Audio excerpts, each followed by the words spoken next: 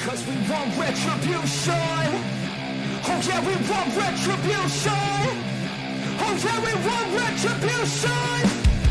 Oh yeah, we want retribution. Oh, yeah, we ran out of patience. Boil up with the cold hard hatred.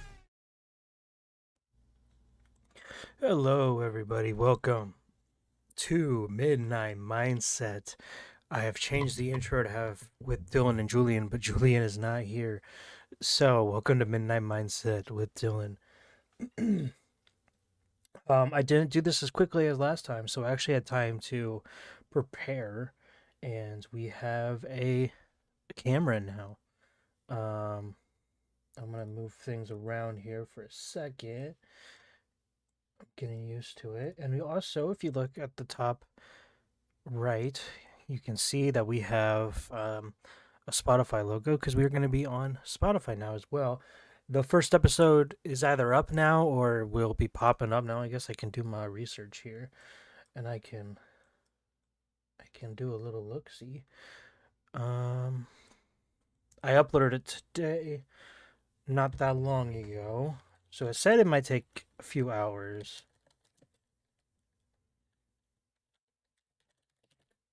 Let's see. It is up. It is up. Is it working?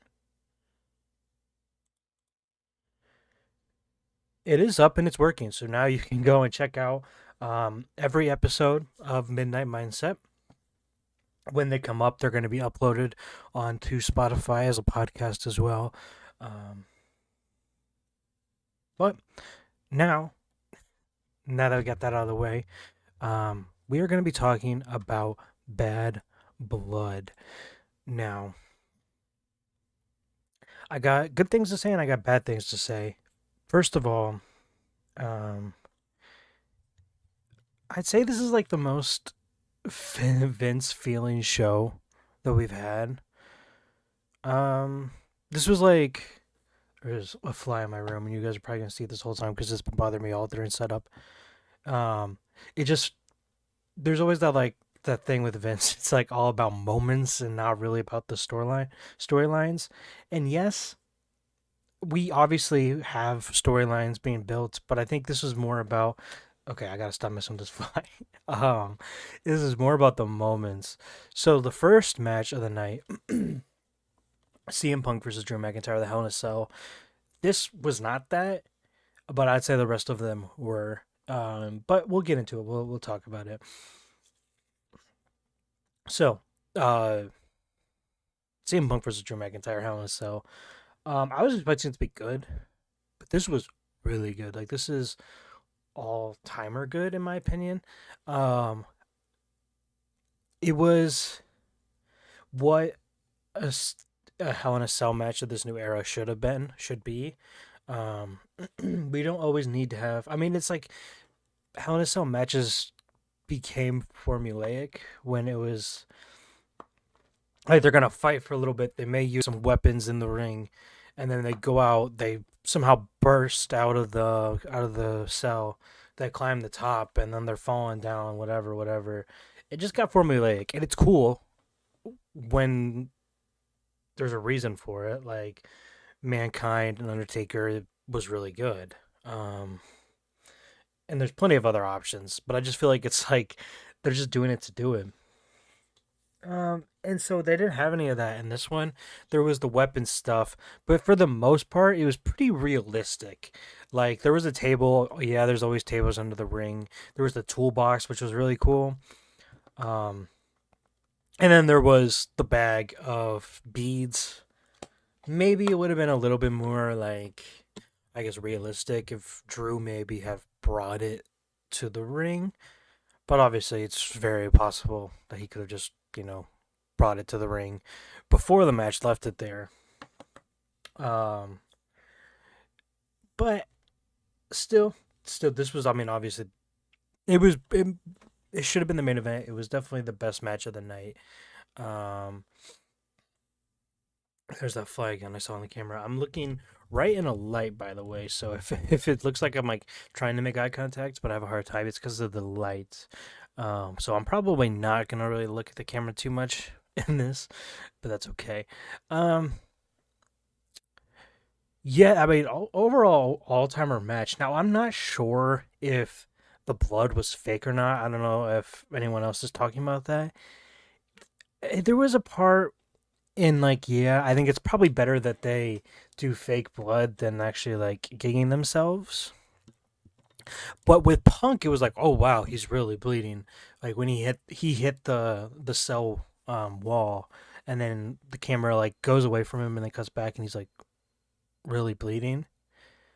But and then they did it with Drew, where Punk hit him in the head with the toolbox, and then all of a sudden he's like gushing out blood, and I'm like, I don't think that would really um that didn't look too.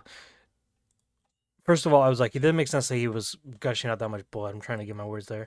And then the blood was like bright red. Like it was, like it was unrealistically bright. And maybe they used like a lens filter or something. It just seemed fake. So I don't know if that it was fake or not. But that was just my observation. But it didn't take away from the match that much for me.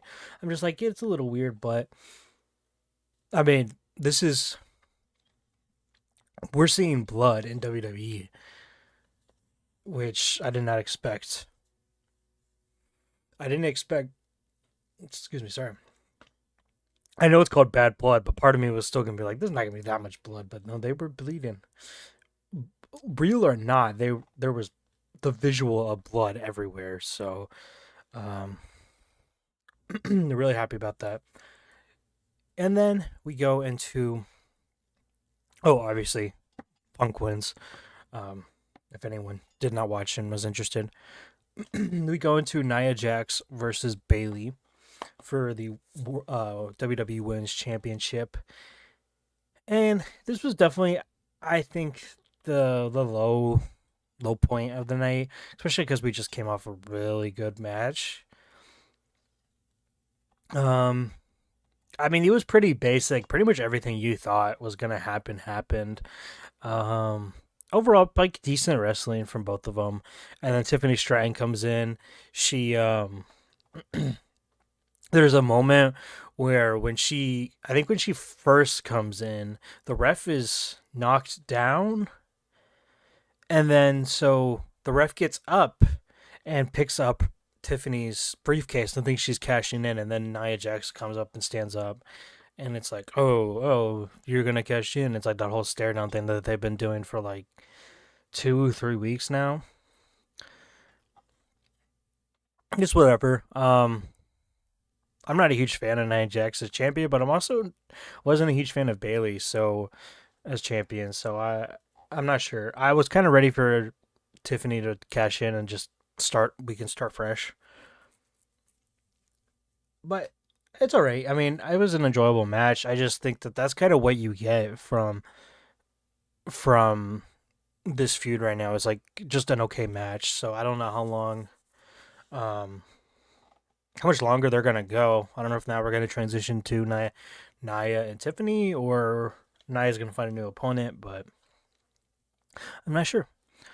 Damian Priest versus Finn Balor. This was also kind of it was short, so there's that. Um, but it was good. Um, I like it. It was. I felt like it knew its place. It was a short match because it wasn't like, oops, sorry. Oh my god, it was a short match because it wasn't like a crazy. Um, it wasn't gonna have like a crazy result or anything. Um,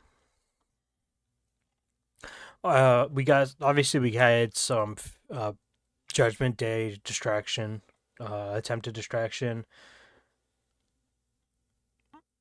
Uh, but Damian Priest overcame them. It was Carlito and JD McDonough came in. Whatever, it was pretty typical for them. I didn't really feel like a big pay per view match. it just felt like these were like good matches. Like this was definitely it's conflicting because like at this point we have one of the best matches I think in a very long time. Like it's up there, not just in the year but of all time in my opinion. But then just two very casual matches that we could have seen on SmackDown or Raw, in my opinion. But then we get to Rhea Ripley versus Liv Morgan, and this was a good match. Just like I said with everything else, it was a good match. We had Dom in the shark cage. He mysteriously gets the cage open. I mean, I say mysteriously, but you can see when they put him in the cage that it's not really like locked too much. Um, so he opens up the cage, but then it's like, okay, now what? Is he gonna jump? And that's kind of my thought. Was like, he's just gonna jump and hurt himself the whole time, but that didn't happen. Oh, you got my dog here in the background. Oh, I can't. Come on, come on. He's like in a bad place. I can't show him off. Um, so like, is he just gonna jump off and break his legs? What is the point of it? And I could not figure out a possibility for it. And then he randomly falls when Rhea and Liv are right underneath of him.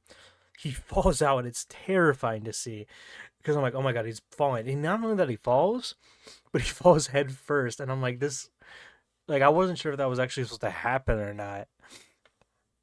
But then yeah, you can see that there's a chain attached to his leg. And so he's just hanging there. And then at the end of the match, Rhea's like beating the heck out of Dom with the kendo stick. Um, tells the ref, she's like, "Give me a minute, I need to do this." And then the ref lets her just go off. It doesn't do a count out. But I think it's while she's hitting Dom, it's really like foggy. Like I think she was hitting Dom. I don't think she was hitting. I don't think Liv was out there. I can't remember exactly on the top of my head. But while she's hitting Dom, it's like I feel like the camera doesn't really pick it up. But all of a sudden, like she gets hit by a mysterious figure, and it's really hard to see at first. There's even somebody there that hits her, but it was Raquel Rodriguez, um, who has history with Rhea Ripley and Liv Morgan. She was Liv Morgan's partner, and I think she feuded with Rhea in NXT. I think that's what it is. I don't think it was main roster that they feuded. Um, but that's cool. I mean, I'm actually the end. I'll get into what I feel about her in a second, I guess. But um, it was really clunky and weird. And then um, she throws Rhea back in the ring, and then there's Liv there, and then the ref calls for the bell, so the match is over, and then Raquel puts Liv on top of Rhea, and commentary is like, and that's just symbolism because Liv had already lost. I mean, there was a DQ or whatever, and it just in my mind, I'm like, did Raquel not know? It didn't look like she was trying to do it for symbolism. It looks like she was literally just trying to do the ending, but there was a big miscommunication on the match being over. So, really awkward way to end that. I'm assuming this isn't over because, well, no one really won in this, I guess. Technically, Rhea won, but in terms of momentum, it was Liv. I forgot her name. That won. So I'm sure we're gonna see this again. I want to see Rhea win the title, the world title, and now we have the possibility that we can have Liv and Raquel go for the tag team titles, and I think that would be a better place for them. Or we introduce a mid card women's champion, and then Raquel can win that. But I like Raquel being there. I think she will be a good addition to Judgment Day because just having that stronger presence, kind of basically, she's more of a replacement to Rhea Ripley, in my opinion, than Liv would be. Maybe not in terms of like um being a leader, but in terms of like strength and presence, she has that presence about her that's more relatable to Rhea than Liv relates to Rhea. But I also don't see her as like a world title contender either. So she is, I think she is a replacement. It's like the um it's like at the same point it's like Solo being a replacement to Roman. Now I know it's not really like that with Bloodline, but it's just, that's what it's like to me. Um but anyways, this one was a weird part because right afterwards, I think the whole night almost, is Michael Cole's like, "Oh, Triple H has a big announcement, big announcement," and I'm like, it could be a big announcement, but I'm like, it's probably gonna be like um, another. Oh, my bad. Actually, this segment I'm saying is before the match we just talked about, so keep that in mind if you're keeping track. Um, um, my chat is broken. Probably nobody said anything, but you never know. Anyways, um, anyway, okay. So yeah, this segment was before the Liv Rhea match. So this one was really strange, and this was like 2019 Vince McMahon. It felt like booking. Um, so I've been seeing people say so Triple H has this announcement that's been hyped up the whole night, and he comes out and classic Triple H title announcement. He's got a little stand right there with a little cover on it, and he announces that we're gonna have a. He announces that there's going to be Crown Jewel, and at Crown Jewel, we're going to have world title holder versus world title holder. So, undisputed title versus world heavyweight title versus, I mean, against each other. And then we have women's world title against WWE women's title against each other. Just like back when they did Brand Supremacy and Survivor Series or Battle of the Brands. I think it was what it's called, Battle of the Brands. So just like when they did those, I like the concept. It makes sense that they're going to put it in Saudi Arabia. It gives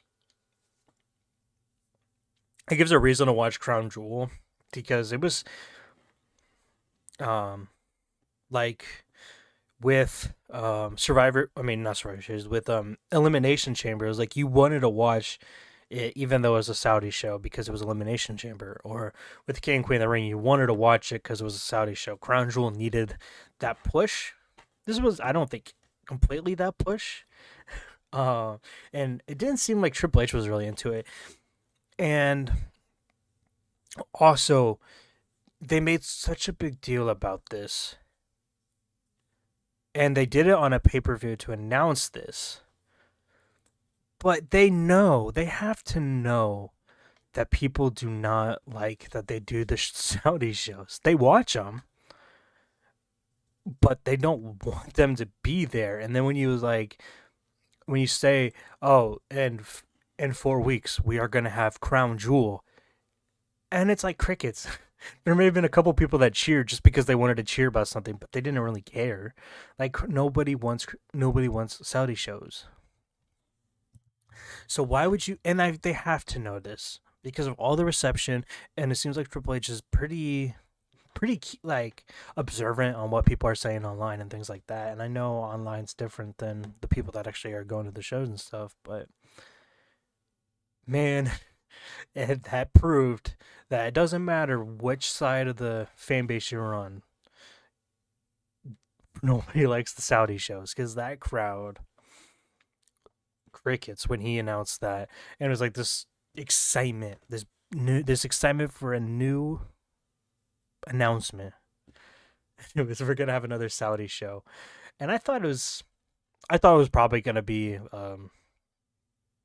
not a big show, or it was gonna be like, oh, we're gonna have this show in this town, and I wasn't really getting my hopes up for it. I mean, usually if it's a big deal, it's more going to be a surprise than it is just an announcement that's been built up. Um, but it was that, and they have a title for the winners of these matches. So the men's, there will be a title, and then the women's, there will be a title. And he said that these winners will showcase that they're the best of the best. And I was hoping he was going to say best in the world because of Shane McMahon winning that best in the world trophy in Saudi Arabia. But like, I don't know. Are they going to do it right this time? Because they had the greatest Royal Rumble and the winner, Braun Strowman, won a title. And I can't remember. I did the math. Hold on. Let me pull it up. I got to find it here. I don't want to do the math again, so I'm looking for my work here. Okay. So, Braun Strowman won that title in April 27th, 2018. He won the greatest Royal Rumble. He has held that title until so far today, so October 6th now, 2024. So he has held that title 2,354 days ago. Now, the longest WWE Championship reign was Bruno Sammartino, 2,803 days. And at this point, at the rate that we're going, Braun Strowman will not defend this title. So Braun Strowman will be the longest WWE champion. I mean, of any championship title in WWE history. Unless he defends his title at Saudi Arabia, which is a possibility, and it would be hilarious if he does. He's gonna be the longest reigning champion of all time. Step back Roman Reigns, step back Bob Backlund, Hulk Hogan, Bruno Sammartino. Braun Strowman is the greatest champion of all time. Part of me was like, what if they do it again? Like I would rather have see the greatest Royal Rumble back than this stipulation. It's okay.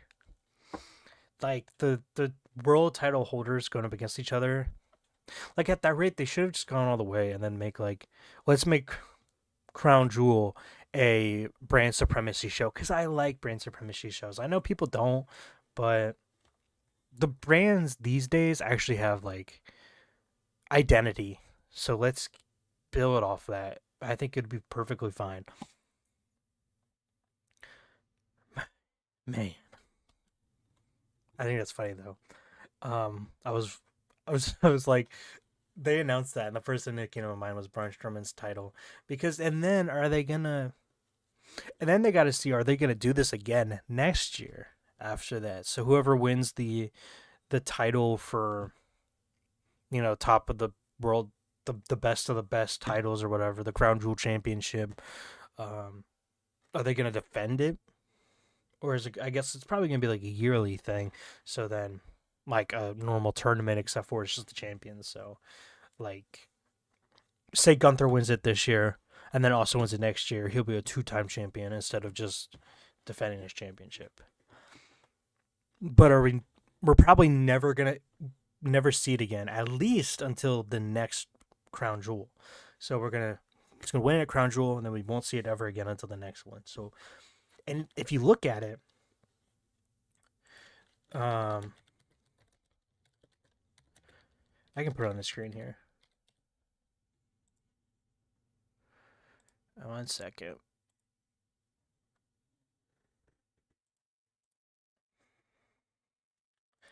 Hold on a second here. I wasn't prepared for that. If you look at it,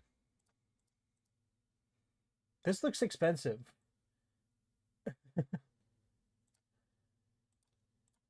This looks like it would, it's worth something. But we're probably never going to see it again. Let me, while I'm here. Greatest Royal Rumble Championship. Let's look at this thing here. Look at that. I mean, that's not nearly as nearly as quality as the Crown Jewel one, but like he only ever. Oh yeah, and he won a trophy. He won a trophy and the title. I want to see this. I want him to defend this title. We need the greatest Royal Rumble again. I actually love it. If there's one thing that was really good about Saudi shows back in that time, because it seemed like they didn't really matter back then. It was just a wacky show, and you didn't know what you were gonna get, like the fake Yokozuna, or um, or this, or Shane McMahon winning the Best of the World title, um, DX versus Brothers of Destruction, like 20 years too late. I love him. I do love chaos in wrestling every once in a while. And this segment was chaos, and I did like it. But this is not even the end of it, because he was talking about the best of the best, and then here comes Gunther, because Gunther didn't get it a match on the card. So it was nice that they let him on there. Look at my wrong. Yeah. Look at my cat. She's sleeping. I can't. Oh my god! Why is pointing when you're on camera so hard? She's right there. Look at her. She's sleeping. And my dog, you can see his butt kind of. I had that part of the camera that part of the camera open. Oh my god! Why can't I do it? That part of the camera open. So the dog, because he was laying there at the time, and then he moved, and now all you see is the cat and the flies. So, anyways, Gunther comes out, and they show early in the night. They showed that Bill Goldberg was in the crowd, which is hilarious that they did something with it, because he had said earlier, Gunther said that Bill Goldberg was his favorite wrestler to Bret Hart.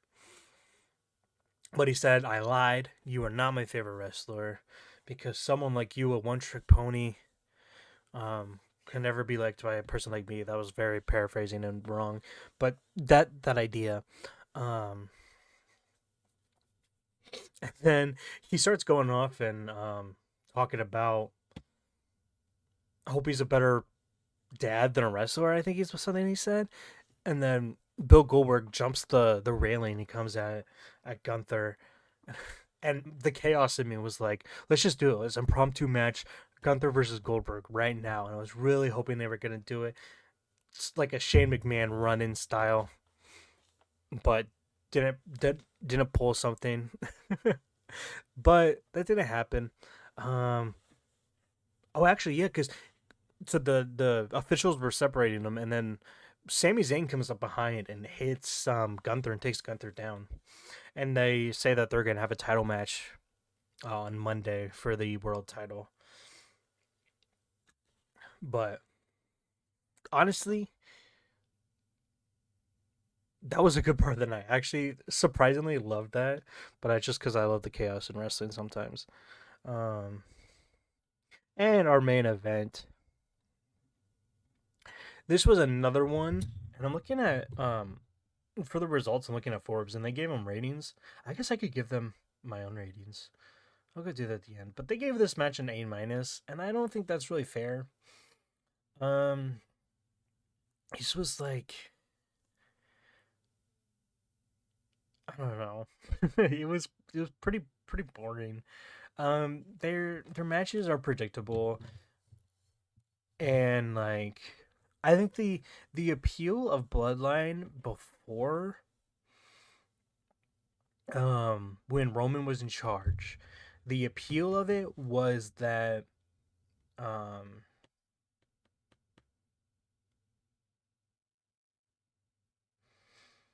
I'm just blanking. The appeal to that was mainly the storylines. The matches were good, but the storylines and the segments were really good. And that's not really happening right now. It's more of, I mean, because it makes sense. They're just trying to show off that this bloodline is a dangerous and vicious bloodline. But the matches like aren't really showing the potential, like showing, and they're not competing with what the old segments used to be, and that's really kind of hurting it. Definitely should not have been main event, but what we'll find out is why it was in the main event. But anyways, it starts with Cody Rhodes being played by the Arkansas University of Arkansas band, which seemed really messy. Like I'm not talking about the playing itself, but like because I know um it had finished. So while they were playing, Cody's actual theme started playing, and it cut it off. But then they still kept playing, and then Cody's theme just started over. They all finally stopped. They all stopped playing, and then Cody's theme started over. It was like, okay, that was really clunky and weird. And then they continue to play again once he comes down. And then Roman has to compete, and then comes out with an orchestra that you couldn't really hear. I don't know. I like that kind of stuff, so it would have been cool to see that they, you could hear them better. But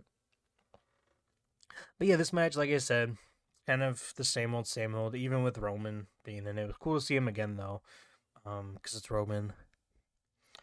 Um, yeah, this is not what I was expecting though, because Jimmy Uso returned to help them, to help Roman and Cody. I did not expect that. I mean, I knew it was like any day now because I'm like, why haven't they used him? I thought he was going to come before Roman, but at this point, I didn't really know when they were going to have him come back. But he did. Um, and then once the match was finished, which spoilers, Roman and Cody won, of course. I think yeah, it was because of Jimmy's help. They won. And then The Rock comes out and then goes back. He just shows up to make his presence known, and then he leaves.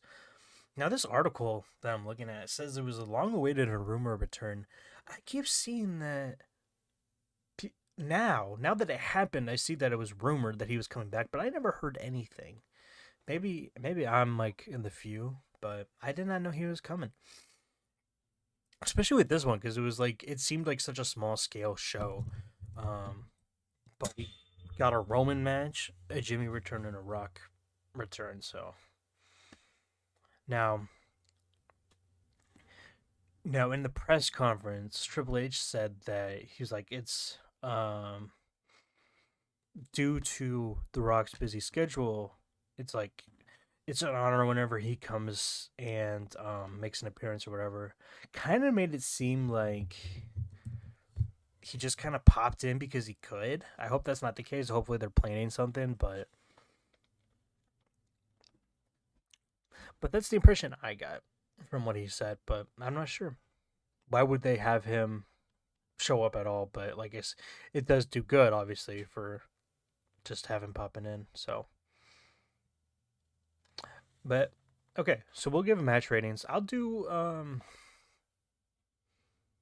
stars. We'll do a 5-star scale. Um, I'm gonna give Drew versus Punk a 5 stars, and that is serious. I'm gonna give Nia Jax and Bailey. I'm gonna give it a 3 stars, and I think that's generous. It was good, but nothing like too special. Damian Priest and Finn Balor, I'll also give a 3 star. I'll give it 3 stars. Also, while we're in here, because I'm looking at this article as I'm going over it, yeah, they had Tully Blanchard in the crowd, which I think is, look at my hair. I don't know what's going on with that. Yeah, they had Tully Blanchard in the crowd, which is like big to me, big news because I thought he was still with AEW. So, I thought that was cool. I did not expect him to be there. But yeah, I'll give this 2.5 because it was also short, so that didn't help. Um, the Triple H announced his Crown Jewel Championship. I'm gonna give that a 5 stars because that was a lot of fun. That was the same amount of fun that the that the Punk Drew segment was. And then Rhea defeated Liv Morgan. I'm gonna say a 4. No, I'm gonna say 3. If the ending wasn't so wonky and not only ending by DQ, I would have said a 4, but this was a 3 because of the wonky ending. But it was a good match, and it had the excitement with like Dom falling out of the cage and stuff like that, but that ending really ruined it. Rhodes and Reigns defeated Bloodline. I give this a 2. If it did have the Jimmy return, no, I'll give this a 3. I said 2.